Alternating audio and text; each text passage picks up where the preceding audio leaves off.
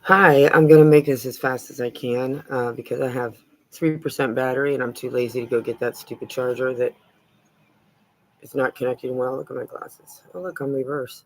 Huh. Um, so, salt and sugar were intentionally made to look alike. Sugar came on the scene, I think, 1800s. And Gary Taubes actually was the first to introduce me to the idea of paleo.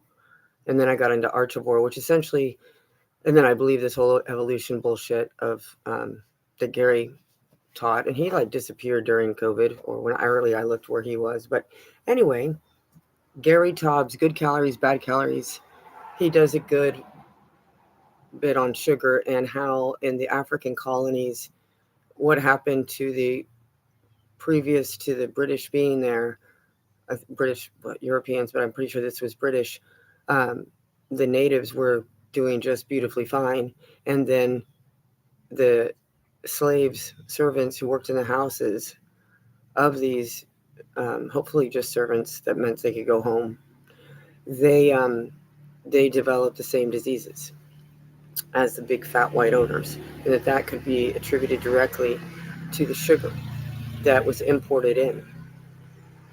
So I met a guy once who is heavy in the sugar industry in Florida about 2 years ago, and it blew my mind. And he said, "Get hard into sugar and see how crazy it is, how we process it." So there's a lot to study there. Sugar cone grows really fast, which is questionable right there. I just don't know. I'm learning with this food forest behind me a lot. But my point of this video was to encourage you to consider my salt theory for longevity, because in addition to enhancing your life in so many ways and your mind, it's also a great killer of the effects of the sugar. I believe that. I live that. I think it's the opposite of sugar. And they tend to teach us the black and white and all that stuff, like with chess and with everything, yin and yang and all that polarity bullshit. Um, there is so much curative healing and also combating healing in the salt because of the many, many characteristics it has that I have exhaustively expressed in my other videos, and I'm happy to continue to repeat because I believe that's the message of Yesu when he said that we are salt of the earth. And he said to his disciples, those that are disciplined, that if you have no salt, you are of no use to me, no flavor, right? So we got to look into the word flavor and look into the different versions of the Bible to get into that. But I know that he's who inspired me, or the arrangement of words attributed to Yesu have inspired me. And I say Yesu because I believe that Hebrew is Greek, and maybe I'm wrong. And if I'm wrong, that will be fantastic, because the implications otherwise are really huge. They're controlling us with words, people. They're controlling us with words and images. And that's what he warned against and he rebuked. And all we have to do is use our voice. And what is our voice? Again, it's a beautiful salt expulsion of maybe. But I do think that everything has salt in it, from the air to the sun. I think the sun is a ball of salt gas. I believe that there is ether in the air, and that the density of that salinity, because I believe ether is salinity, is determined by the pressure or temperature, kind of maybe, I don't know, same thing, or altitude, again, maybe exactly the same concept. Because this is the other thing that these chemists and alchemists like to do, and they freely admit it, is they like to use 8 different words for the same word. And I worked in communications for the US government, and I worked in Spanish, and I came to the country with about 60% Spanish and a great love for it, as people around me did not speak English until I worked for the US government in a heavy way and worked in communications. And I asked these kind of questions about why the Spanish say it like this, and how come they don't use the same word over and over for the same concept. And I was told by lawyers high-end lawyers. Well, that's the French legal system, and that's what Colombia follows, and that means that you're a better lawyer or you're better interpreting the law by using more synonyms. And that's the same with alchemy. And that's all about, in my opinion, this is for entertainment purposes only. I have to say that. The importance of examining every word and talking with other people in your area, because that's also the Tower of Babel. The Tower of Babel is the story of people wanting to create gigantic towers to the sky to reach heaven, to bust through heaven.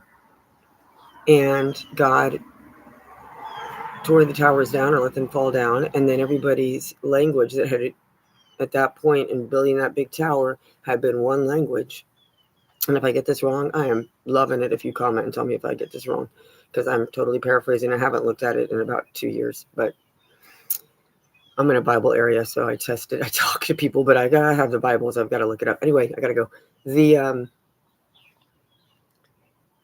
The unification, the university system of language creates the ivory tower, right? That points up, that happens to be in the shape of an obelisk, which happens to be this myth of Osiris and the penis that was re-put together that she made love to.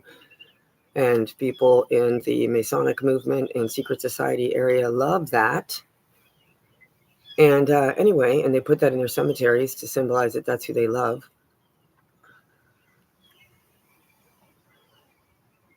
And what a advanced degree member learns when they finally get to the pinnacle is that taking away the innocence of children extends their lives.